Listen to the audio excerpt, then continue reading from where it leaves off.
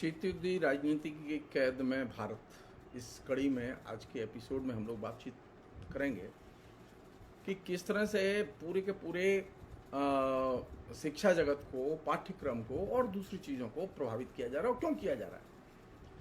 मैं किसी एक या दो पुस्तक के निकाले जाने या रखे जाने के ऊपर विचार नहीं करना चाहता। आज कोई पुस्तक है, कल कोई पुस्तक है, वो हो सकता है, लेकिन बुनियादी चीज़ क्या है? आखिर ये लोग ऐसा क्यों कर रहे हैं? डार्विन की थ्योरी हटा दी, मुगल सल्तनत में जो काम हुए थे उसके बारे में जिक्र करना बंद कर दिया। क्यों कर रहे हैं ये लोग? कारण क्या है कि जो कोल्ड वार का जो मॉडल है, उस मॉडल की खूबी यह है कि वह एक चीज सजेस्ट करता है जो लोग उसके अनुयायी हैं उनके लिए, वो ये कि इतिहास की सारवान और वैज्ञानिक व्याख्याएं वे सारहीन हैं, बेकार। और इतिहास के लिए हमें कपोल कल्पनाओं पर जोर देना चाहिए, और यही वह प्रस्थान बिंदु है जहां से निर्देशित होकर नरेंद्र मोदी के नेतृत्व में पाठ्यक्रमों में लगातार उन तमाम चीजों पर हमले हो रहे हैं जिन्हें हम लोग तमाम छोटे छोटे रेफरेंस जो सोशल मीडिया में, अखबारों में आ रहे हैं, उसके जरिए जान पाते हैं कि एनसीईआरटी की किताब में फला को निकाल दिया। ये किसी को निकालने और रखने की समस्या नहीं है, समस्या इससे भी ज्यादा गंभीर है। वो ये कि मतलब जब हम बात करें कोई पुस्तक क्यों निकाली गई और कोई पुस्तक क्यों रखी गई, तो उसके पीछे कोई पॉलिटिक्स होगी। तो सतह पर तो आपको आरएसएस दिखाई दे रहा है, सतह पर तो आपको नरेंद्र मोदी दिखाई दे रहे हैं, लेकिन इनके भी माता पिता हैं कोई जिनके निर्देश में ये और जिनके ज्ञान के आदेश में ये काम कर रहे हैं, और जिसे कहते हैं अमेरिकी शीतयुद्धीय राजनीति के सैद्धांतिक निर्देश। अमेरिकी दृष्टिकोण से तैयार की गई शीतयुद्धीय राजनीति के जो सैद्धांतिक निर्देश हैं, उसमें एक निर्देश यह भी है कि पठन पाठन के लिए, आम जनता में विमर्श के लिए, विश्वविद्यालयों में सामान्य डिस्कशंस के लिए इतिहास की सारवान व्याख्याएं, वैज्ञानिक व्याख्याएं अप्रासंगिक हैं, गैर जरूरी हैं। सो बेहतर यह है कि इसकी शुरुआत की जाए और पाठ्यक्रमों से इन्हें बहिष्कृत किया जाए। वह जगह है जहां से कि ये चल रहे हैं, ये इनके गाइड नागपुर वाले नहीं हैं, इनके नए गाइड जो है वाशिंगटन वाले हैं। नागपुर वाले तो वाशिंगटन वालों के खाली एजेंट हैं।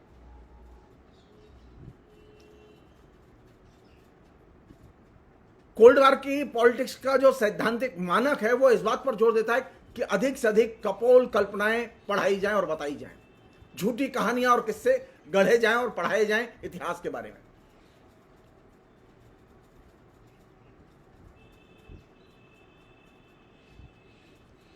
एक और चीज देखी गई उसमें यह था कि जितने भी वे लेखक हैं जो उदारवादी हैं, जो रैशनलिस्ट हैं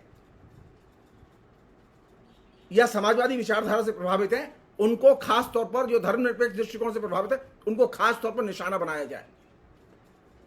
यह कोल्ड वार का मॉडल है। अब आप कर क्या रहे हैं कि आप बहस कर रहे हैं किन विषयों पर? आप किताब के रखे जाने और अरे किताब रखी जाए या निकाली जाए, सवाल ये नहीं है। सवाल यह कि वे क्यों कर रहे हैं। और इससे भी बड़ा सवाल जो कायदे से पूछा जाना चाहिए, क्या हमने अब तक जो साइंटिफिक सिलेबस एनसीईआरटी में पढ़ाया, उससे हमने साइंटिफिक थिंकिंग के नौजवान तैयार किए? तो साइंटिफिक थिंकिंग के नौजवान क्यों नहीं तैयार हो पाए? क्या वजह थी कि जो नौजवान एनसीईआरटी से पढ़ के निकला, उनमें से अधिकतर नौजवान आरएसएस के पास चला गया? क्या वजह थी? एक बड़ी वजह थी जिसकी तरफ कांग्रेस ने भी ध्यान नहीं दिया और दूसरे लोगों ने भी ध्यान नहीं दिया। कोल्ड वार की पॉलिटिक्स लगातार एक चीज हमारे जहन में उतार रही थी संयोग की बात है ये काम आरएसएस कर रहा था और दूसरे संगठन भी कर रहे हैं अपने तरीके से। वो ये कि इतिहास की सारवान व्याख्याएं और वैज्ञानिक व्याख्याएं अप्रासंगिक हैं, गैर जरूरी हैं। हमें इतिहास की काल्पनिक कपोल कल्पनाएं और उससे जुड़ी हुई जो कहानियां हैं जो कि विशुद्ध कल्पना पर आधारित हैं, उन पर चर्चा करनी चाहिए, उन्हें पढ़ाया जाना चाहिए और उनमें आनंद लेना चाहिए। और इससे सबसे ज्यादा कौन लोग प्रभावित थे? सबसे ज्यादा शिक्षक प्रभावित थे। तो शिक्षकों की दिमाग की धुलाई, शिक्षकों को साइंटिफिक टेम्पर से युक्त करने का काम, शिक्षकों के अंदर वैज्ञानिक दृष्टि से इतिहास की महत्ता को जेहन में उतारने का काम तो हमने किया नहीं। हमने पाठ्यक्रम बनाया और नीचे लागू कर दिया और शिक्षकों को राम भरोसे छोड़ दिया। तो जाहिर है फिर तो राम राम सत्य होगी।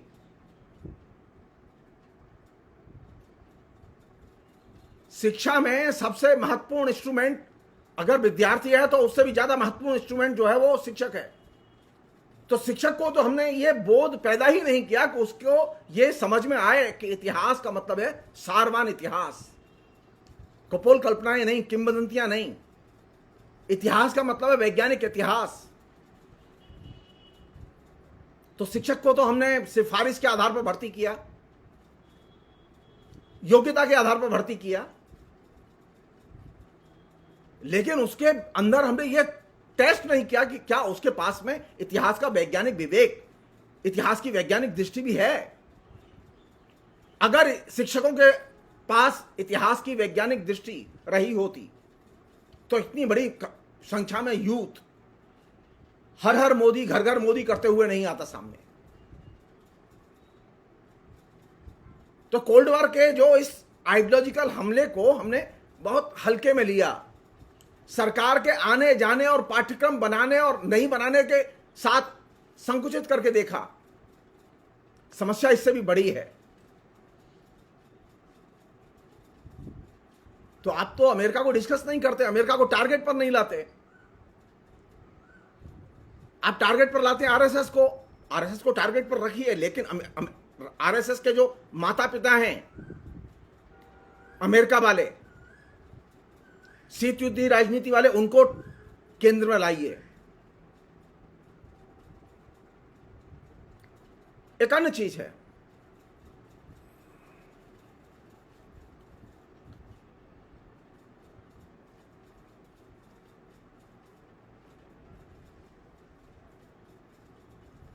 वो ये कि पिछले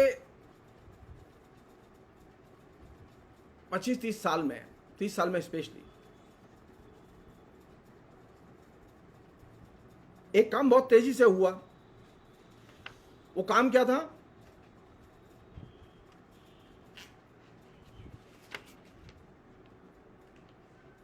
एक चीज चली आ रही थी हमारे जेहन में कि लोग तो जन्म से ही जो असमान होते हैं।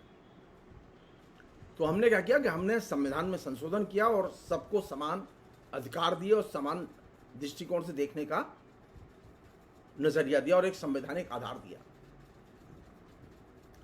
और सबने समानता की खूब बातें की। समान होते हैं, समान होते हैं, समान होते हैं, हिंदू मुस्लिम समान होते हैं, शूद्र और जो है ब्राह्मण समान होते हैं। ये सब समानता की खूब बातें की गई।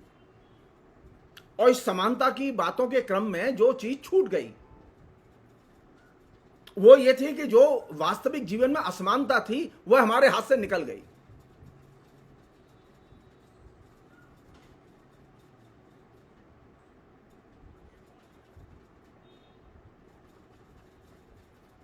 और ये फिर प्रचार किया गया और खासतौर पर आरएसएस के जरिए प्रचार किया गया। भारतवासी तो जन्म से समान थे।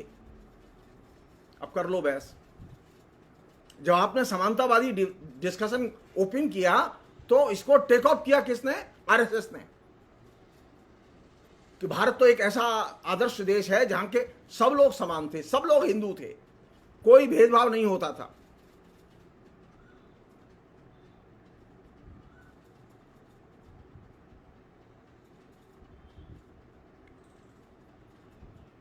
लेकिन जो असमानता थी उस असमानता को तो हमने खोला नहीं, असमानता के रूपों पर तो बहस नहीं की, वो तो हमने स्थगित कर दी।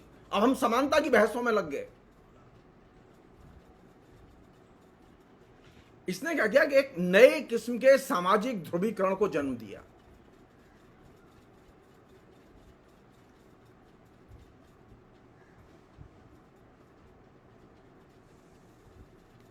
और नया सामाजिक ध्रुवीकरण क्या था, जिसमें के मिक्सिंग थी, विभिन्न जातियों के बीच में सम्मिश्रण था, विभिन्न धर्मों के मानने वालों के बीच में सम्मिश्रण था, और ये सम्मिश्रण जो है वो तेजी से आगे बढ़ता गया और समानता का दृष्टिकोण इससे मजबूत हुआ। लेकिन इसमें एक खतरा भी पैदा हुआ।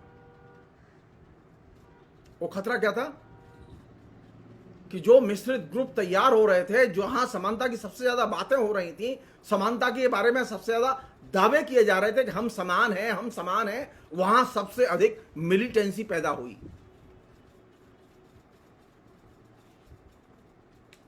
और मिलिटेंसी नहीं, गुंडागर्दी पैदा हुई।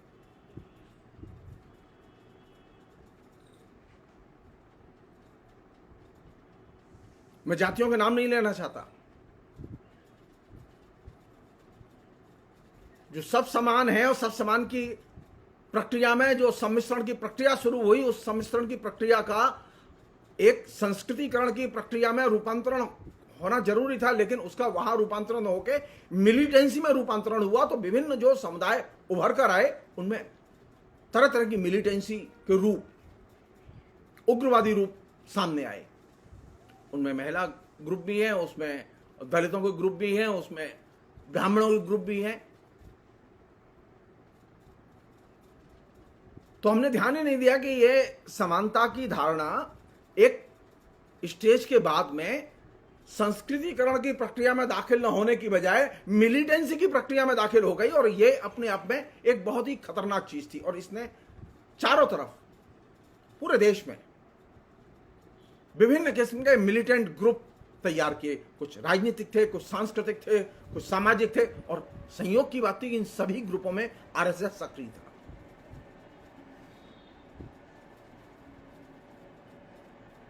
आपने नारा दिया था समानता का,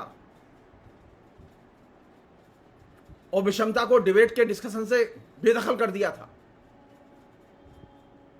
आपके नारे को हाईजैक किया आरएसएस ने, क्योंकि कोल्ड वार की पॉलिटिक्स का यह दूसरा बहुत महत्वपूर्ण पहलू था कि समानता के जितने भी आंदोलन हैं उनको मिलिटेंसी की दिशा में ले जाओ।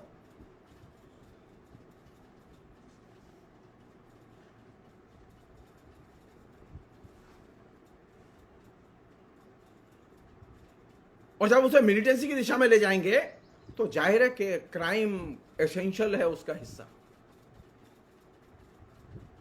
किसी भी रंगत का उग्रवाद हो, चाहे वो हिंदू के नाम से हो, चाहे वो मुसलमान के नाम से हो, चाहे वो सिख के नाम से हो, किसी भी किस्म का उग्रवाद हो, वो अल्टीमेटली अपराधीकरण और अपराधी समाज की सृष्टि करता है। और ये वह एरिया है जहां पर कि कोल्ड वार ने भारत की जो एक मिश्रित संस्कृति, मिश्रित सभ्यता और सेक्युलर सोसाइटी के ताने बाने को छिन्न भिन्न करने के लिए अपने दूसरे फार्मूले यानी समानतावादी आंदोलनों को मिलिटेंट आंदोलनों में कन्वर्ट करो।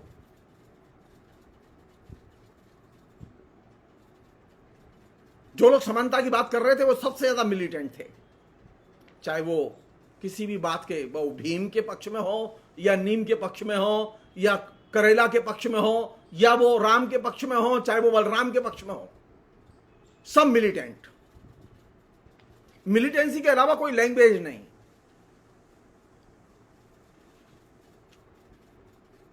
इसने सामाजिक जीवन में, राजनीतिक जीवन में विभिन्न विचारधारा के दलों के अंदर अधिनायकवादी प्रवृत्ति को फलने फूलने का मौका दिया।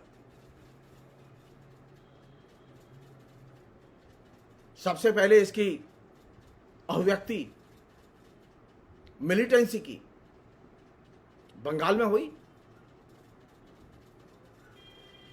बड़े पैमाने पर नक्सलवादी आंदोलन पैदा हुआ।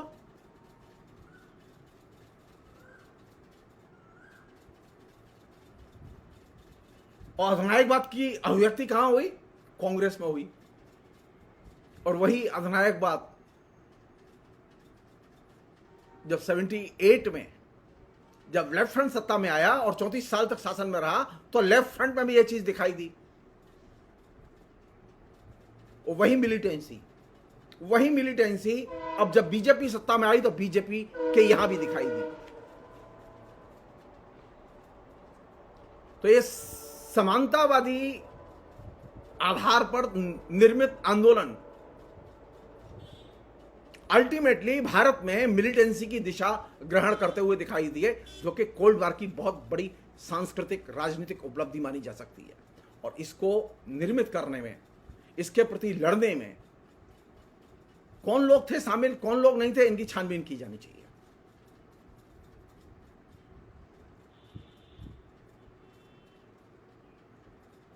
एक अन्य चीज जो कि कोल्ड वॉर की पॉलिटिक्स ने की और वो बहुत खतरनाक ढंग से की, वो क्या थी? पहले यह था कि डेमोक्रेसी महत्वपूर्ण थी, दल महत्वपूर्ण नहीं था। लेकिन नई जो प्रवृत्ति पैदा हुई, वो नई प्रवृत्ति यह पैदा हुई कि अब राजनीतिक दल और उससे जुड़ना महत्वपूर्ण हो गया, लोकतंत्र महत्वपूर्ण नहीं रह गया। और इसने डेमोक्रेसी की बड़े पैमाने पर क्षति की। किसी के लिए कांग्रेस महत्वपूर्ण थी, उससे जुड़ना महत्वपूर्ण था क्योंकि काम होते थे।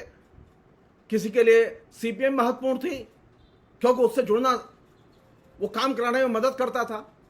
डेमोक्रेसी महत्वपूर्ण नहीं थी। लोकतांत्रिक, सामाजिक, राजनीतिक संरचनाएं महत्वपूर्ण नहीं थी। महत्वपूर्ण था राजनीतिक दल। कोल्ड वॉर की पॉलिटिक्स का तीसरा बहुत महत्वपूर्ण आयाम है, जिसने कि सारी दुनिया को प्रभावित किया और लोकतंत्र को कमजोर किया, कि लोकतंत्र में लोकतंत्र महत्वपूर्ण नहीं होता बल्कि राजनीतिक दल महत्वपूर्ण होते हैं। और ये जगह है, ये जगह अपने आप में चिंता की जगह है। और यहां से लोकतंत्र के क्षय की प्रक्रिया शुरू होती है। आज इतना ही। बहुत बहुत शुक्रिया। Thank you.